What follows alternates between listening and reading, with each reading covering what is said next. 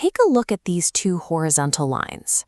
Your brain probably tells you the bottom one is longer, but stripping away the arrows and comparing them directly reveals they are exactly the same length.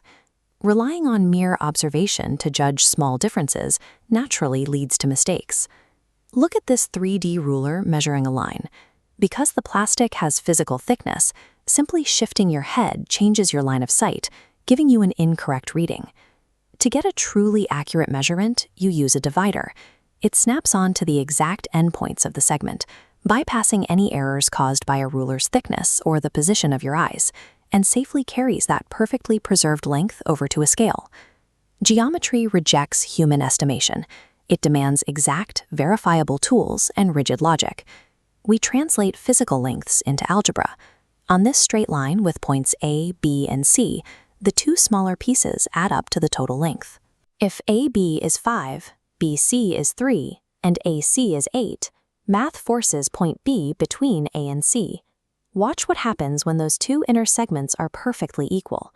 Point D drops into the exact center of segment AG, balancing the lengths on both sides. We call this a midpoint.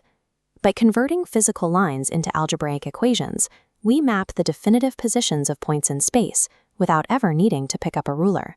Let's put that to the test. Here is a single line with 4 points. Pause the video, grab a pencil, and try to logically prove that segment AB equals segment CD, given only the fact that B is the midpoint of AC and C is the midpoint of BD. We solve this by evaluating our given facts one at a time. Let's start with the first rule provided. B is the midpoint of AC. That mathematically means the distance from A to B is exactly equal to the distance from B to C. Applying the exact same rule to our second fact, we know C is the midpoint of BD, meaning BC equals CD. Since both segment AB and segment CD equal that same middle piece, BC, they must be equal to each other. AB equals CD.